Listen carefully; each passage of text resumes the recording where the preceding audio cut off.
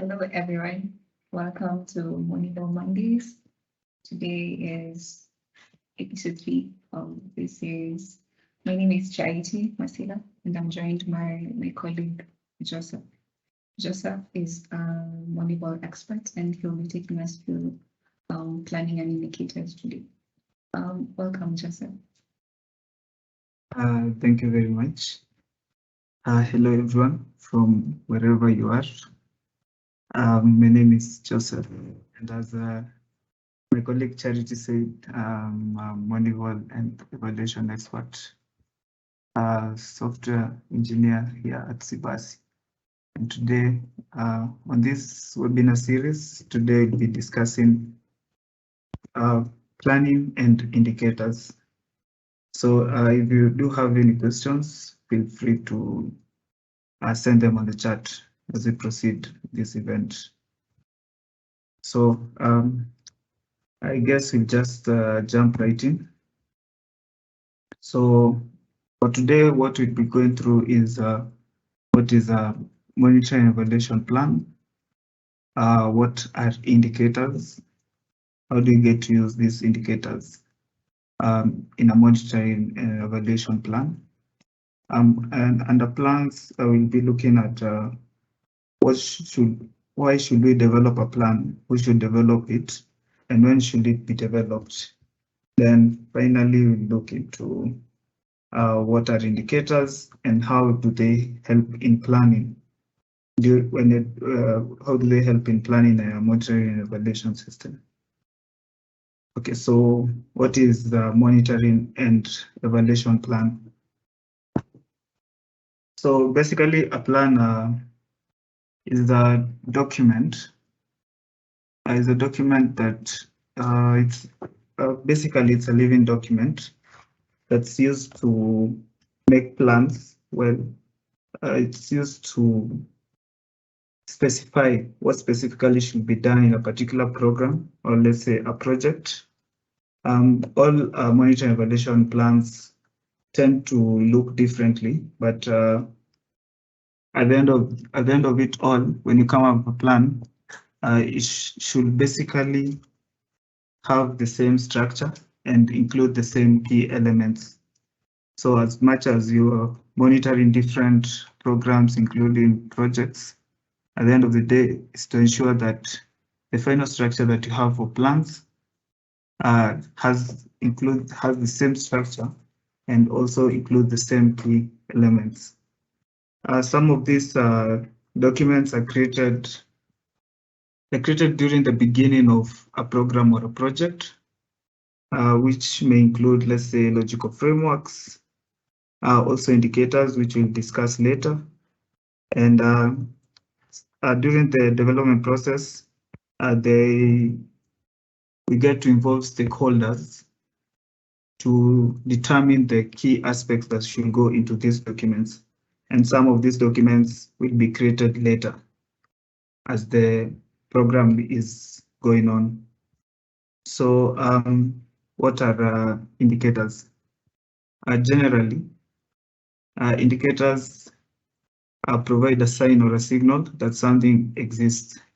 That's the general definition of what an indicator is. And then now when you get to look at what is an indicator within a monitoring and evaluation program and monitoring and evaluation system, an indicator is a quantitative metric that you use to determine the performance of that particular program, how it's going, the achievements that have been made, and also to be able to determine the accountabilities within this particular program. So why do we need a plan during M&E program? So a plan is very important to a M&E plan, since it gives us a direction on how the particular project or the particular program should proceed from the start to the end. A program a plan is developed by the staff members or the key stakeholders that are involved in this particular program. It highlights how data is going to be collected, how you're going to track the progress, and finally, with collecting just the data is not enough, as just having data without reports does not get to help anyone. So a plan will also help us determine how the reports will be generated for that particular program, and we can get to decide the direction that needs to be taken during the particular program based off these particular reports. So who develops a plan? So a plan, as I've stated before, basically a plan can be developed by the staff that are heading this particular program, or you can choose to involve a research team, but this research team will need inputs from the staff. So they are able to come up with the plan, with the design and implementation of how the program should progress. So when should we develop this plan?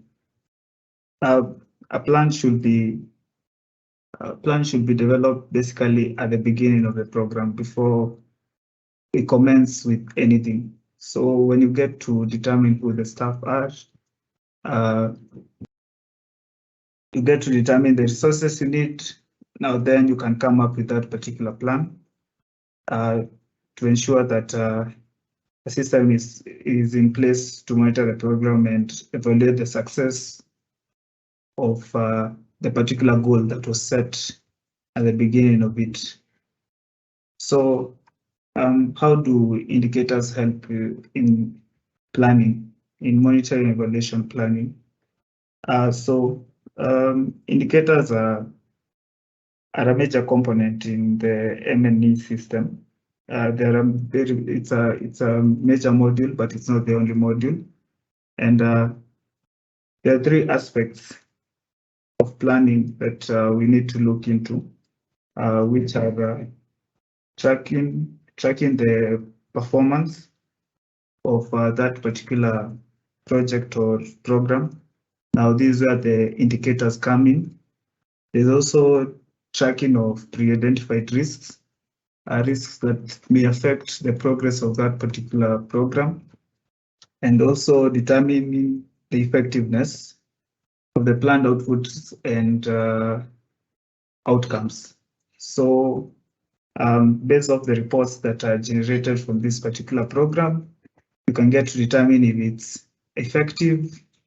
You can also get to determine the risks, and you can get to see the inputs that staffs get to put in. So for the indicators, there are two types of indicators. There's the trigger indicators. Just from the name, trigger indicators will be used to, it's creating like a new action when we are going through this process. And there's the performance indicators.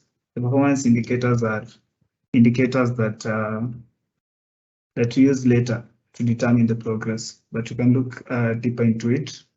So yeah, for the trigger indicators, they're used to determine when a particular threshold is met and there have been irreversible changes. Trigger indicators identify when specific adaptation actions are no longer achieved. And so for the performance indicators, well, you basically say performance indicators ought to be SMART. So SMART is an acronym. So yeah, so basically the S stands for the capturing of the essence of the desired results. So Okay, and for M in the word smart is the measure, so it needs to be smart, measurable, achievable, relevant, realistic, timely, and time bound. So yeah, measurable means that we can get results, final results. We can get to measure how much of a progress we have. We can determine if it's achievable in ways that maybe we set up a goal with the budget that doesn't fit it. So we can determine that. You can also determine if the project or the program is relevant, also realistic, based off the performance. Also, timely and time bound tend to mean almost the same thing. And well, so timely can be more specific to time sensitivity, based off the changes that need to be made immediately to ensure that the program is progressing as it should. And time bound ensures that the project can be completed within the set time based off resources pumped into this particular project. So as we get into the Q&A, I would like to highlight within how Monival tends to integrate the planning and indicators. The Monival is the monitor evaluation system developed by SBAS. So within Monival, you can get to create indicators globally that you can add to different particular projects. So you can get to create a number of indicators that can be used across many projects. Then when you create a specific project within the system, you can get to link particular indicators that are specific to that particular project. And within an indicator, you can get to record between the target and actuals based over a period of time. So let's say you're tracking your project over during the year, tracking it quarterly or mid-yearly. You can get to log this within a particular indicator, where let's say you could say Q1 of this year, our target was around let's say maybe $20,000, but our actual was $15,000. So, and at the end of it all, from these indicators, you can get to add the comments, you can get to add the reports to support that's how the outcome came from. Then the system itself will pick this data, get to generate reports, and you can get to determine the progress of how your program is currently how your program is currently progressing. So yeah, I'm not sure if we do have any questions on the Q&A. From the Q&A, nobody seems to have posted any questions yet. So thank you everyone for attending this session. In case you do have any questions, any follow-up questions after, you can reach to us through the information shared on the screen. You can send an email or contact us through the contact on this particular page.